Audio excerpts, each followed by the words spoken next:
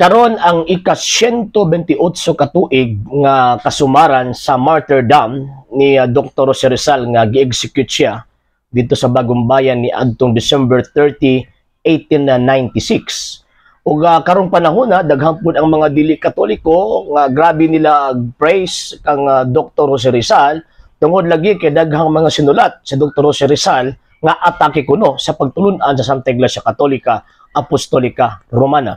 So mao na nga ang gitawag og topic kung si Dr. Jose Rizal ba namatay bang gitawag og dili Katoliko.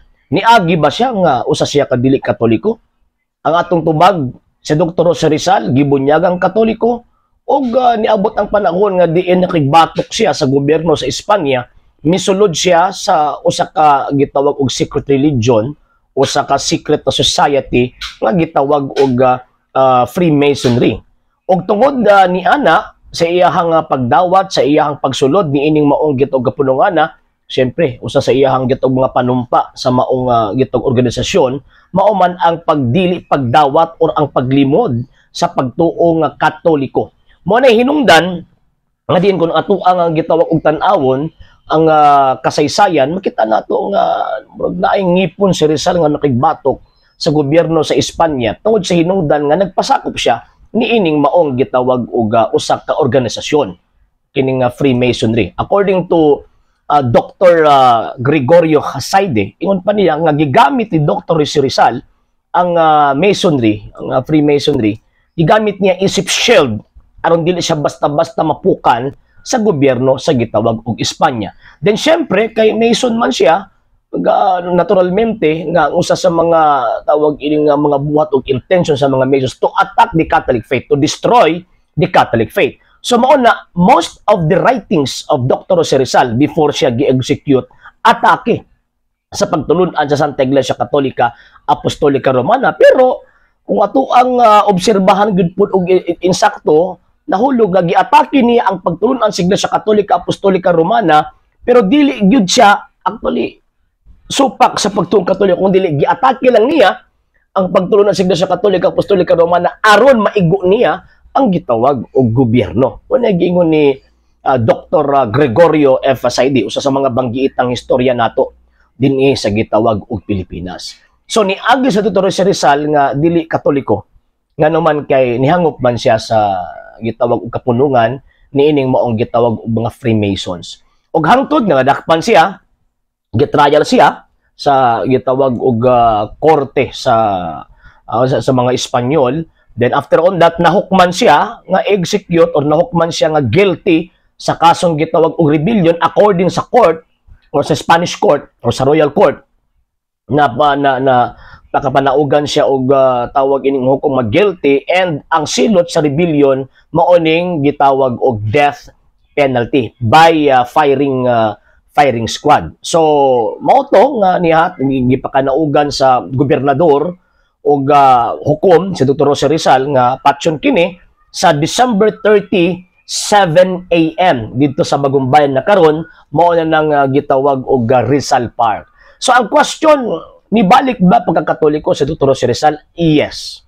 Nibalik sa pagkakatoliko. Nga naman kay human na dawat ni Dr. Jose Rizal ang judgment nga i-execute siya by way of firing squad. So syempre ang iyahang tawag ining magsilbi iyahang hangyo sa katapusang higayon sa iyang kinabuhi gitugot sa gitawag og mga Espanyol. And usa sa iyang mga hangyo nga diin ang muuban niya sa last moment sa kalibutan, mao katong iyahang tawag ini mga amigo sa Ateneo kaniadto nga puro pod gitawag og mga pari. Ug tungod sa gitawag lalong nga conversation tungod sa faith or bahin sa pagtuo rather, tungod sa lalong nga conversation nila, ang nahitabo mga higala og mga igsoon na convince sa Rizal nga iyang i-abjure, iyahang talikdan, iyahang gitawag og dili niya mo silbi iyang iluwa kung baga sa Bisaya pa ang Freemasonry.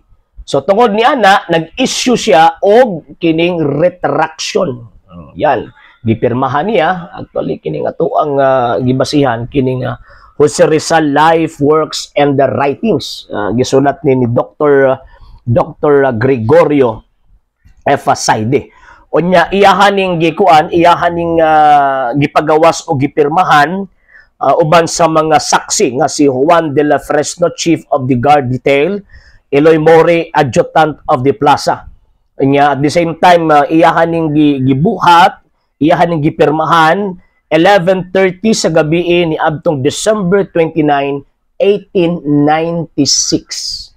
Actually na may unang draft manggod nga gi-present sa iyaha nga retraction pero wa niya pirmahi kay sumala pa niya taasan ra siya. So ikaduhang draft niyang gidawat pero gusto lang niya nga naay tawag ining mga slight changes. Then after on that yun iyahan ang gipirmahan. And sa iyahang gitawag retraction nag-ingon, I declare that I am Catholic and in this religion in which I was born and educated, I wish to live and die rather. I retract with all my heart anything in my words, writings, publication, and conduct that has been contrary to my character as a child of the church. I believe and profess what it teaches. I submit to what it demands. I abominate masonry as an enemy of the church and as society prohibited by it.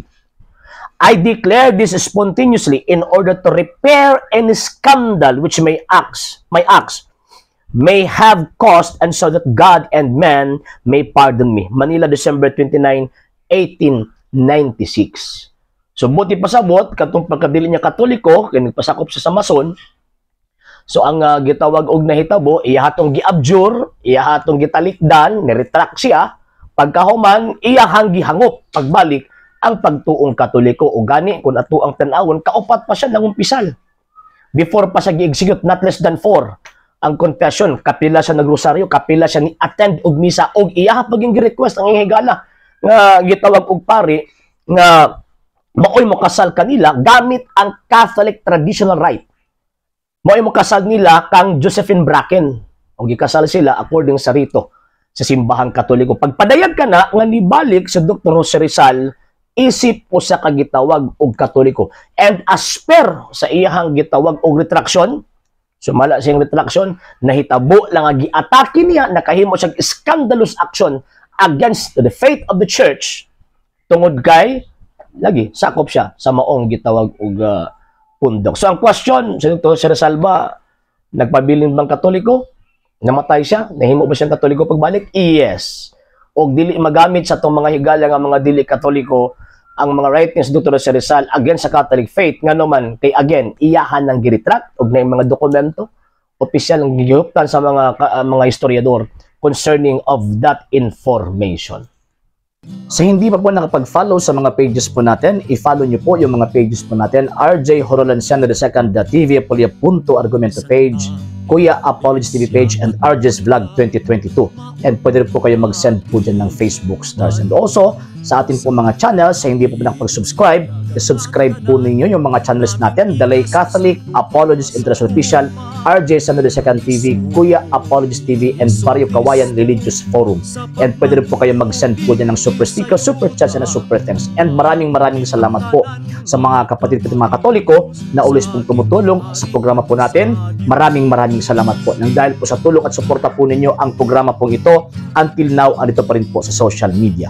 And until now din po, nangangailangan pa rin po tayo sa tulong at suporta po ninyo dahil wala po kami magagawa rito mga sir, mga ma'am, kung wala po yung tulong at suporta po ninyo. Sa gusto pong tumulong, sa gusto pong sumuporta, pwede po ninyong ipadala ang tulong at suporta po ninyo sa pamamagitan po ng ating mga account numbers dyan po sa ating pong screen.